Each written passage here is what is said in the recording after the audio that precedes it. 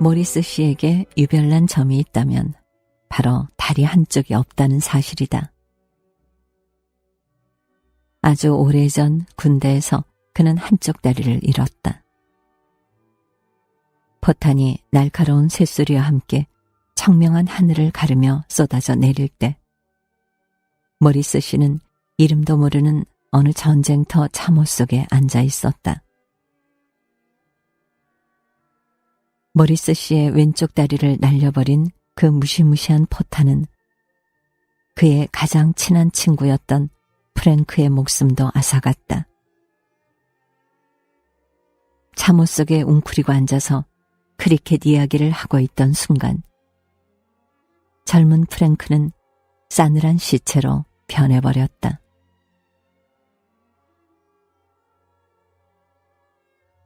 전쟁이 끝난 후 모리스 씨는 철물점에 취직해서 나사나 본드, 너트, 볼트 등을 팔았다.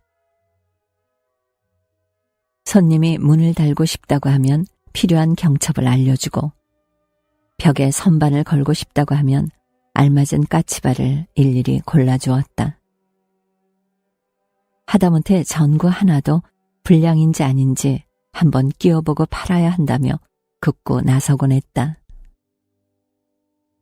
모리스 씨는 전구를 싸고 있는 마분지를 벗긴 후 카운터 뒤에 있는 소켓에 끼워보고 불이 들어오면 좋아요 라고 말하고 혹시 불이 들어오지 않으면 이건 불량이요 라며 쓰레기통에 던져버리는 사람이었다. 지난 42년간 모리스 씨가 판 테레빈유와 램프나 난로에 쓰는 메틸 알코올만 해도 수천 수만 병에 이른다. 손님들에게 적당한 페인트 붓이나 송곳, 빗자루를 골라주는 데는 도 같은 터였다. 나무로 만든 의족에 몸을 의지하여 가게 구석구석을 하루 종일 쩔뚝거리며 돌아다니면서도 모리스 씨는 불평 한마디 하지 않았다. 그는 인기가 아주 많았고 알짜배기 정보도 아주 많이 알고 있었다.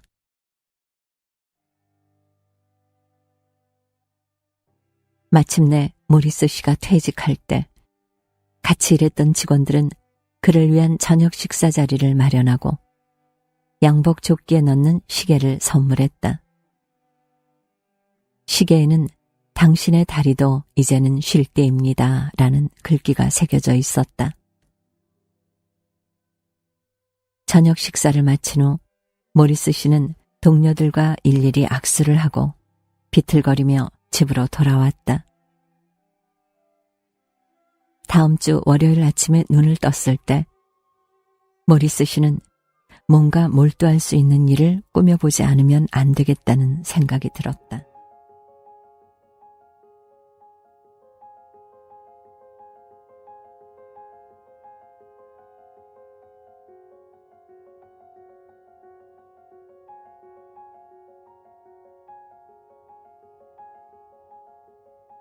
어떤 사람들에게 퇴직은 이제까지 쌓아왔던 인생의 체계를 송두리째 뒤흔드는 경험이 된다.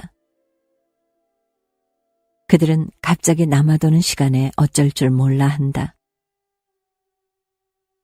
어떤 이들은 그동안 못 잔 잠이나 실컷 자자며 자리 보존을 하고 어떤 사람들은 공부를 한다. 또 어떤 이들은 벌건 대낮부터 텔레비전 리모컨을 쥐고 이리저리 채널을 돌린다. 하지만 일생 동안 굳어진 습관을 바꾸는 게 어디 그리 쉬운가. 그들은 굳이 잠영종을 맞춰 놓지 않아도 꼭두 새벽부터 잠에서 깬다. 문득 예전의 일상으로 돌아가고 싶은 충동을 느끼기도 하고 아무도 없는 공간에서 혼자 살아갈 생각에 두려워지기도 한다. 누군가는 옛 동료들이 있는 직장을 그리워하면서 급기야는 그만둔 걸 후회하기 시작하기도 한다. 모리스 씨에게는 그런저러한 감정은 들지 않았다. 다만 무언가 분주하게 움직일 만한 일이 필요하다고는 생각했다. 그래서 무슨 일을 하면 좋을지 이모저모 궁리하기에 돌입했다. 퇴직하고 처음 맞이한 주에는 아침마다 차를 만들고 계란을 삶아서 식사를 해결한 후 마을 한가운데를 유유하게 관통하는 강변을 산책했다. 책을 써보면 어떨까도 생각했다. 철물점에서 일한 경험을 살린 책 혹은 전쟁에 관한 책도 좋을 것이었다. 모리스 씨는 자전거를 타는 것도 좋아했다. 자전거를 타고 전국 일주를 해볼 수도 있었다. 랜드엔드에서 존 오그로츠까지 몇 마일을 달려야 하는지 도서관에 가서 찾아보기도 했다. 하지만 어느 순간 그것도 별로 좋은 계획은 아니라는 생각이 들었다. 낚시에 빠져볼 수도 있었다. 그는 생선을 매우 좋아했다. 특히나 감자튀김을 곁들이면 더욱 좋았다. 하지만 하루 종일 죽치고 앉아서 헤엄쳐오는 물고기들을 기다리는 것도 결국 별로 내키지 않는다.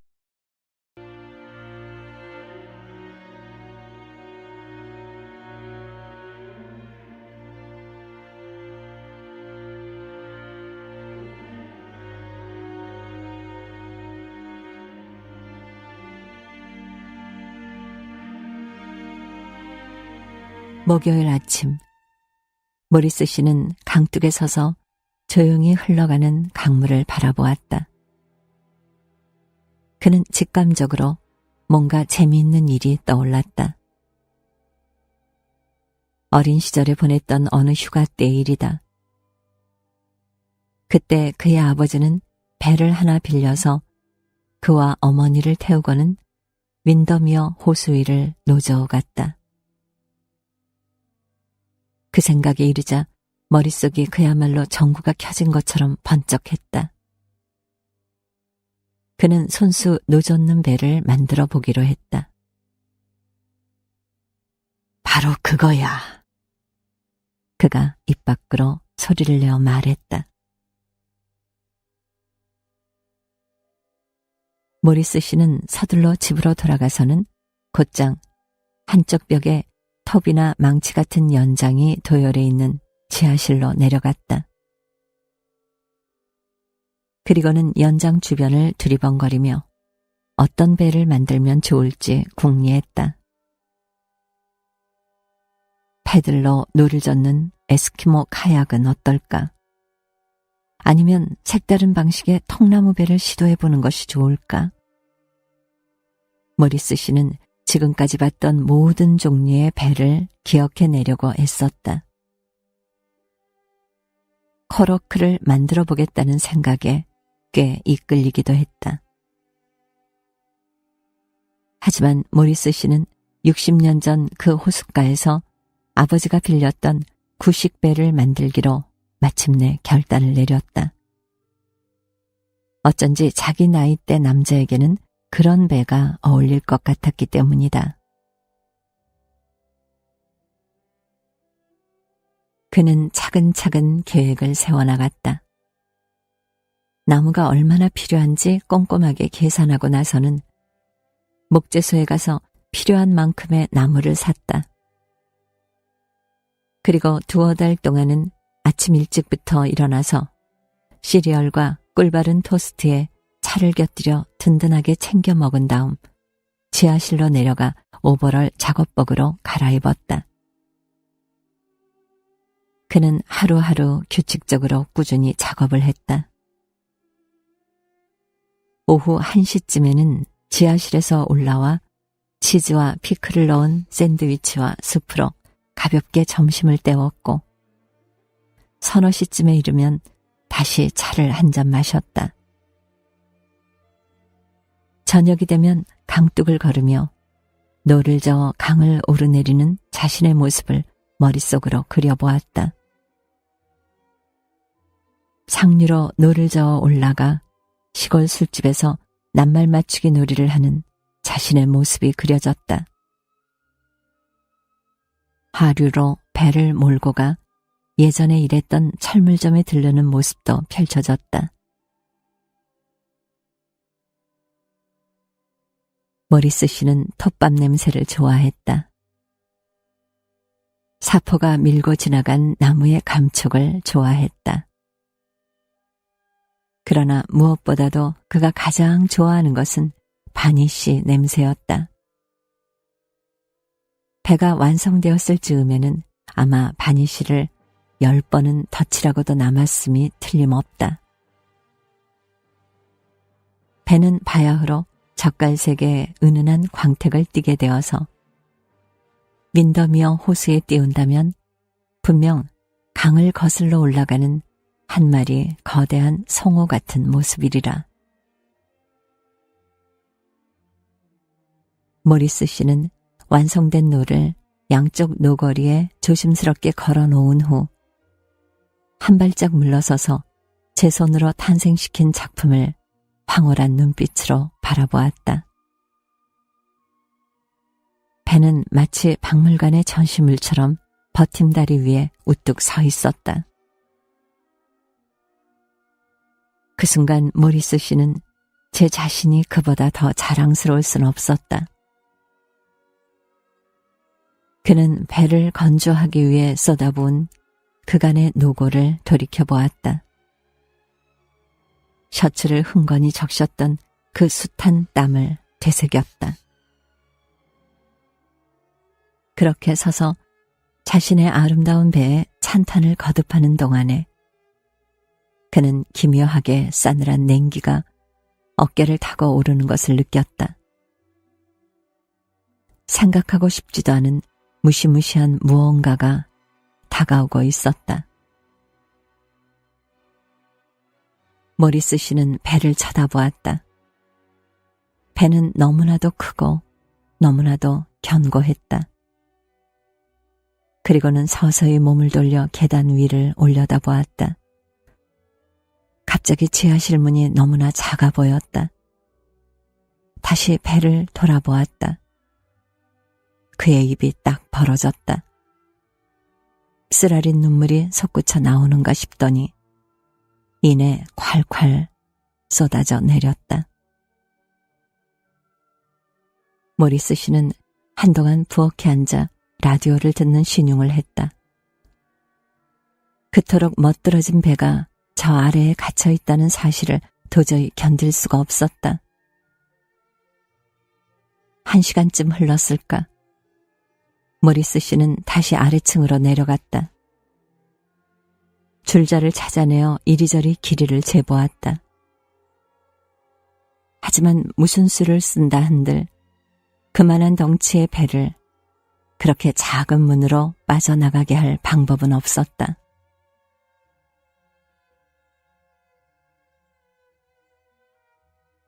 하지만 모리스 씨가 가장 상심한 이유는 다른 데 있었다.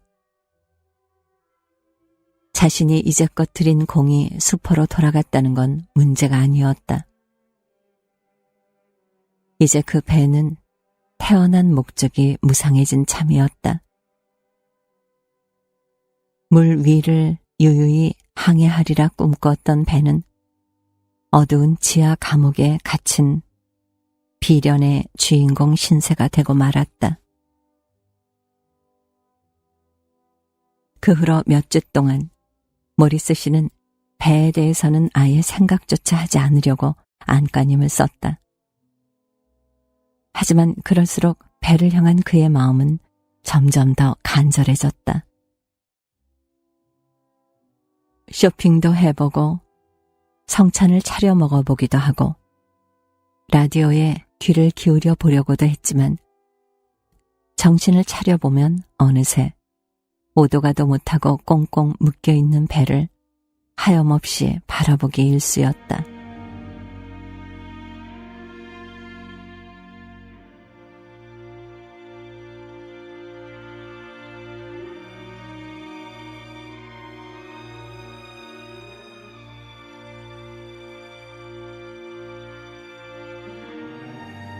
어느 수요일 저녁이었다.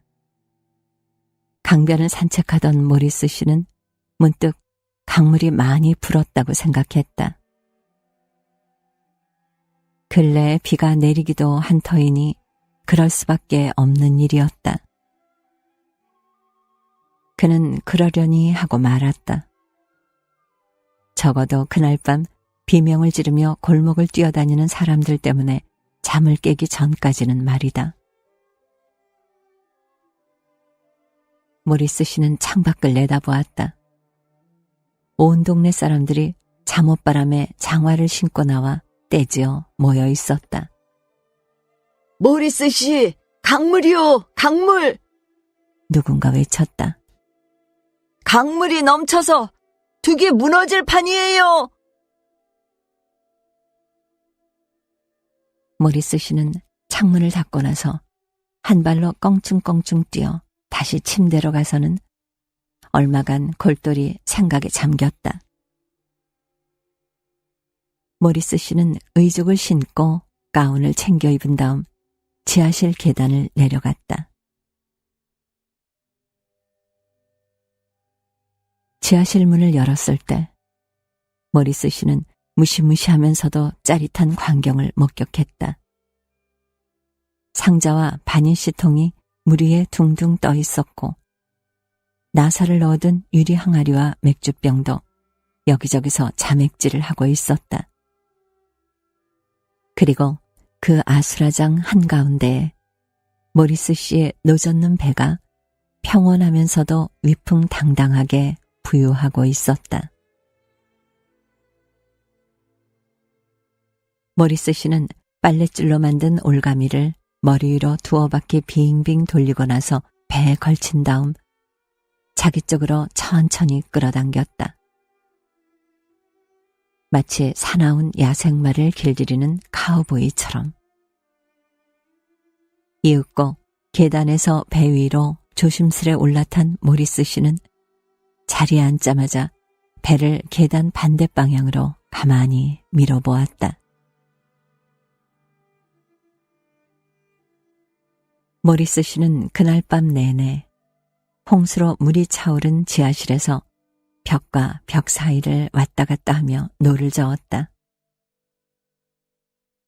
쓰레기 더미를 헤치며 노를 젓는 모리스 씨는 세상사 모든 근심을 단번에 날려버린 행복한 모습이었다.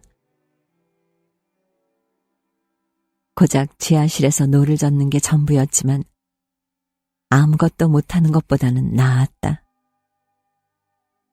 적어도 지하실에서 배의 방향을 바꾸는 법은 익힐 수 있었다. 그날 이후 며칠 동안 동네 사람들이 삼삼오오 모여 걱정을 늘어놓으면서 마을이 영영 제 모습을 찾지 못하면 어쩌나 전전긍긍하고 있는 사이에 모리스 씨는 물 위에서 자신의 발이 되어줄 배에 앉아 있었다. 조금 불편하지 않을까 하는 생각이 들지 않았더라면 배 위에서 잠까지 자려고 들었을지 모를 일이었다.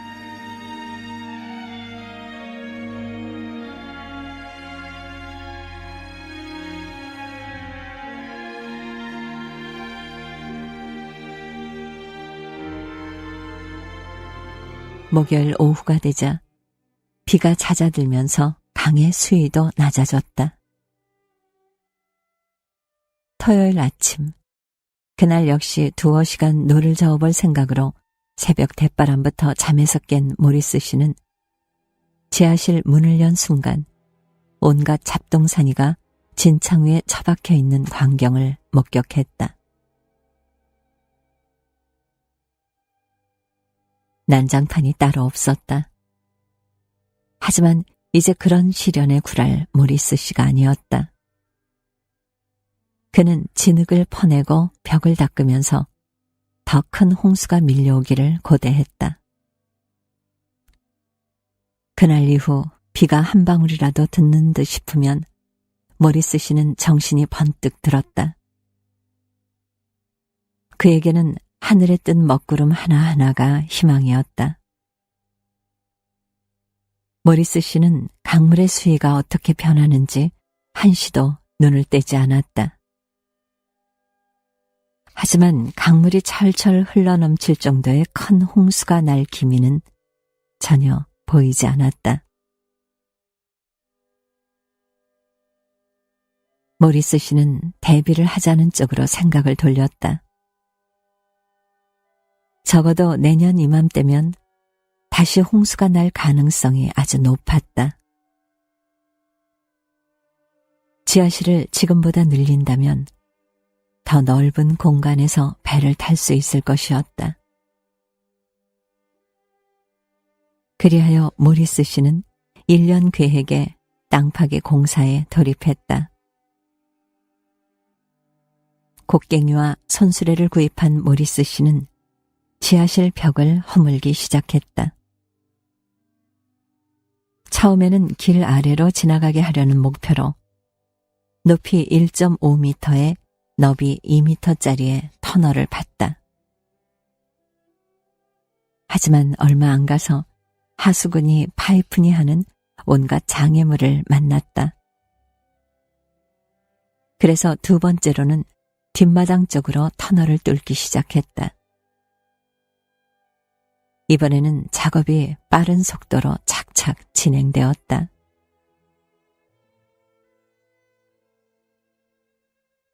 모리스 씨는 근처 광산의 석탄 운반차에서 집어온 목재로 터널 천정을 보강했다.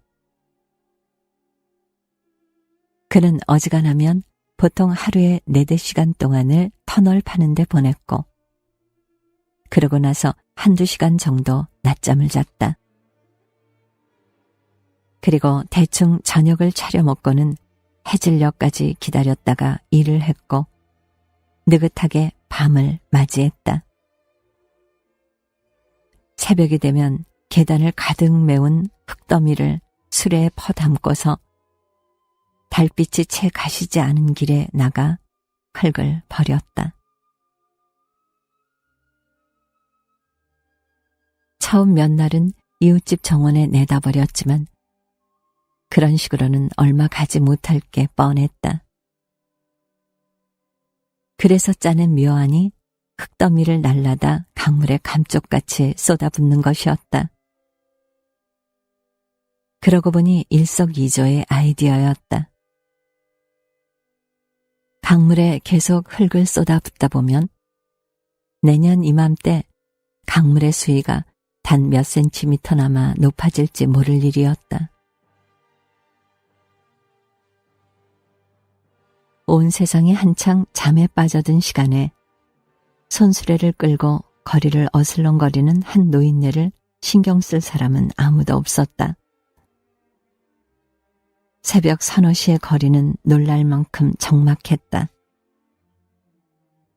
딱 한 번 곤경에 처한 적이 있긴 하다. 강에 흙더미를 버리고 있는 모리스 씨의 옆에 경찰 순찰차가 섰던 것이다. 차창을 내린 경찰관은 모리스 씨의 얼굴에 플래시를 비추며 뭐 하느냐고 물었다. 그는 텅 빈 수레를 내려다보고 나서 경찰관에게 얘기했다. 퇴직한 노인네라우. 경찰관은 잠시 모리스 씨의 말을 되새겼다. 가만 생각해보니 2년 전에 퇴직한 자신의 아버지도 날마다 새벽 5시 반이면 어김없이 일어나 진공 청소기를 돌리곤 했다. 경찰관은 곤히 잠든 사람들이 깨지 않게 조심해 달라고 당부하고는 차창을 올리고 어둠 속으로 사라졌다.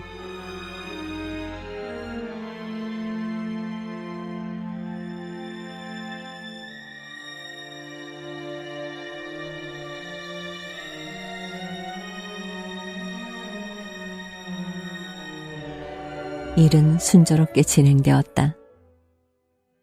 5달쯤 지난 후에는 모리스 씨가 추정하기로 약 1km 길이의 터널이 완성되었다. 이 속도로 판다면 다음 우기가 찾아올 즈음에는 이 마을을 지나 버치힐까지 뚫을 수 있을 것 같았다. 홍수 발생 예상 시점을 한 달 정도 남겨두었을 때 모리스 씨는 배가 떠내려가지 않도록 계단 난간에 단단히 묶어두었다. 흥분이 점점 고조되어 가던 어느 화요일 밤, 그날 역시 하루 종일 고된 굴차기를 끝내고 산책을 하던 모리스 씨는 강변에 심상치 않은 일이 벌어지고 있음을 알아챘다.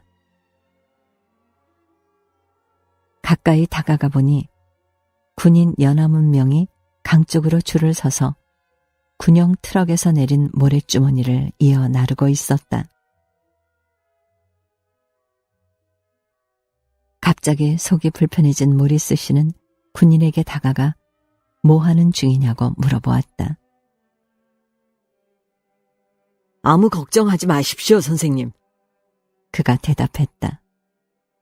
올해는 강물이 범람하는 일 따위는 없을 겁니다. 군인은 동료에게서 건네받은 모래주머니를 차곡차곡 쌓고는 군 앞발로 주변을 야무지게 다졌다. 모리스 씨는 강가에 쌓여있는 모래주머니와 트럭 위에서 내려지기를 기다리는 모래주머니를 번갈아 바라보았다. 모리스 씨의 어깨 위로 오싹한 기운이 또다시 밀려왔다. 모리스 씨는 이 과업을 진행하면서 생애 최고의 해를 보냈다. 매일 아침을 먹자마자 배 위에 올라앉아 터널을 지나는 상상을 하면서 시간을 보낸 1년이었다. 심지어는 샌드위치를 포장할 용도로 물이 배지 않는 기름종이도 샀고 차를 담을 보온병도 하나 장만한 터였다. 하지만 지금 그 모든 꿈이 사라져버린 것이다. 터널에 쏘아부은 모리스 씨의 모든 꿈이 수포로 돌아갔다. 생애 처음으로 그는 늙은이가 된 심정을 느꼈다. 쓸모없고 달아빠진 부품이 된 것 같았다.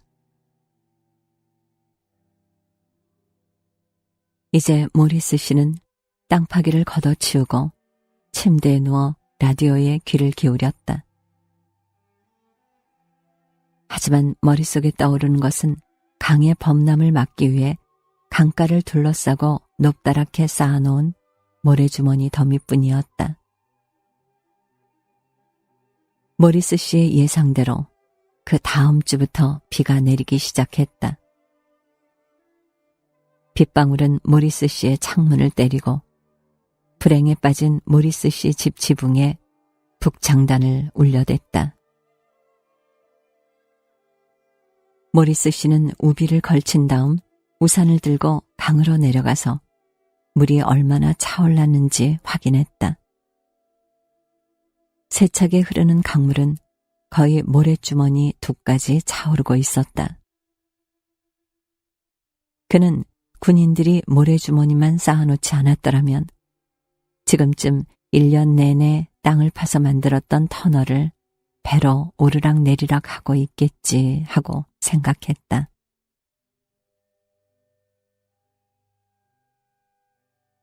어둠이 깔리기 시작했다. 모리스 씨는 발치에 쌓인 물에 흠뻑 젖은 모래주머니를 물끄러미 쳐다보았다.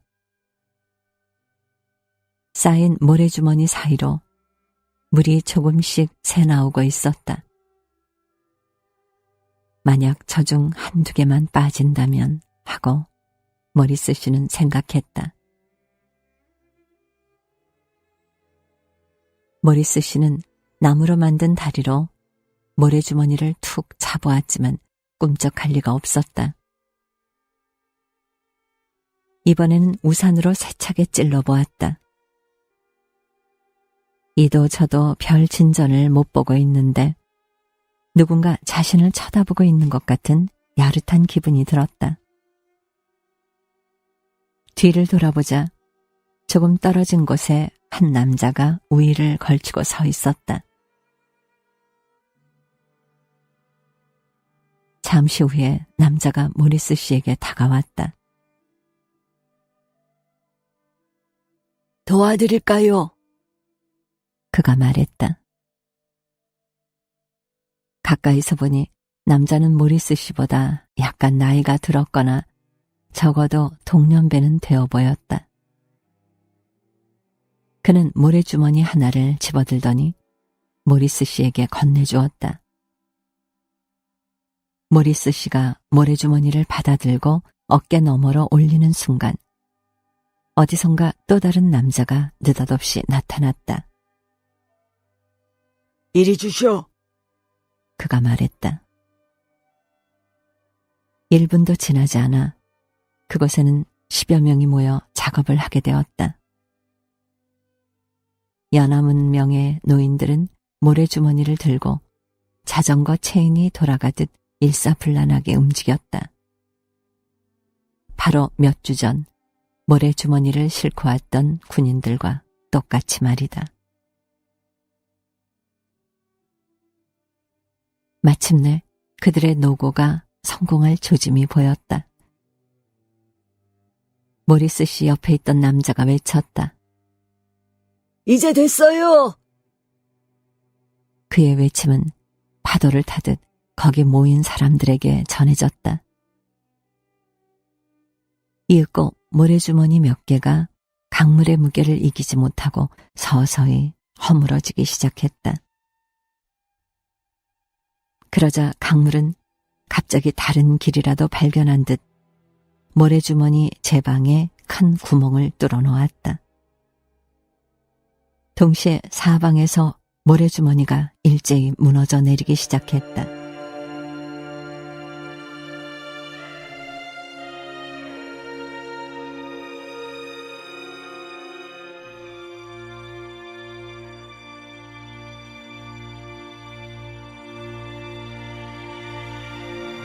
모리스 씨는 그의 다리로 낼 수 있는 최고의 속도로 집으로 달려갔다. 그가 마침내 지하실 문을 열었을 때 물은 이미 60cm 정도 높이로 지하실을 채워 터널로 흘러들고 있었고 그 가운데에는 배가 힘겹게 끈에 매달려 있었다. 모리스 씨는 램프를 챙겨 들고 배에 올라탔다. 너무도 간절히 염원했던 순간이었던 나머지 밧줄을 느긋하게 풀 경황도 없이 칼로 끊어야 했다. 그리고 그는 출항했다. 급류를 타고 어둡고도 어두운 터널 속으로 숨 돌릴 새도 없이 빨려 들어갔다. 노를 저을 겨를도 없었다. 그저 배가 벽에 부딪혀 산산조각 나지 않게 방향을 유지하는 일만으로도 바쁠 뿐이었다. 모리스 씨는 터널 벽을 스쳐 지나가면서 어깨 위로 램프를 들어 올리고는 길이 얼마나 남았는지 가늠해 보았다. 이루 말할 수 없이 근사한 항해. 모리스 씨로서는 세상을 다 준다 해도 바꾸지 않을 항해였다. 그것은 철물점 카운터 뒤에서는 결코 경험해 볼 수 없을 흥분된 감정이었다.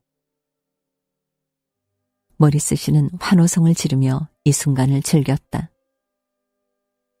기쁨에 겨운 모리스 씨의 탄성이 메아리쳐 돌아오는 순간 배의 속도가 잦아들면서 드디어 터널 끝에 도착했다. 그곳에서는 휘몰아치는 물결이 다른 물결과 부딪히면서 작은 소용돌이를 만들어내고 있었다.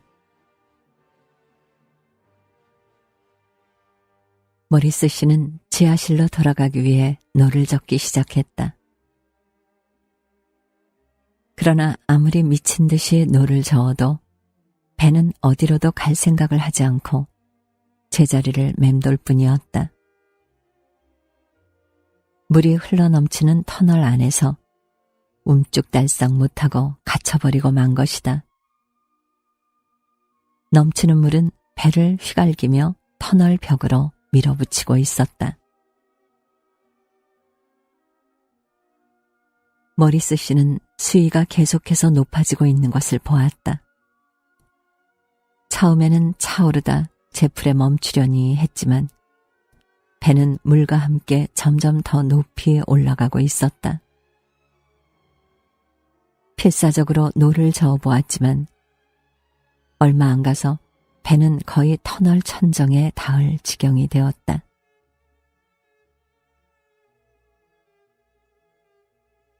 물은 계속 밀려왔다. 등은 이미 꺼져버렸고 모리스 씨는 사납게 밀려드는 물길 한가운데에 있었다. 마침내 모리스 씨는 그 끔찍한 어둠 속에서 자신의 운명에 굴복할 수밖에 없었다. 이렇게 가는 것도 그리 나쁜 방법은 아니지. 모리스 씨가 혼잣말로 중얼거렸다. 내 손으로 판 터널에서 내 손으로 만든 배를 타고 죽는 건데 뭐. 물이 모리스 씨를 완전히 집어삼켰다. 그의 몸은 물속으로 가라앉고 있었다.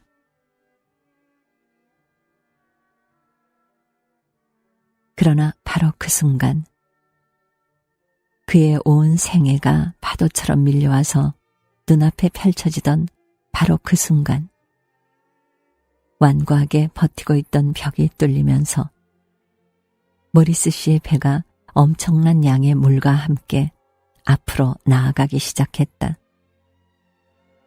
마치 지구의 심장으로 빨려 들어가는 것 같은 모습이었다.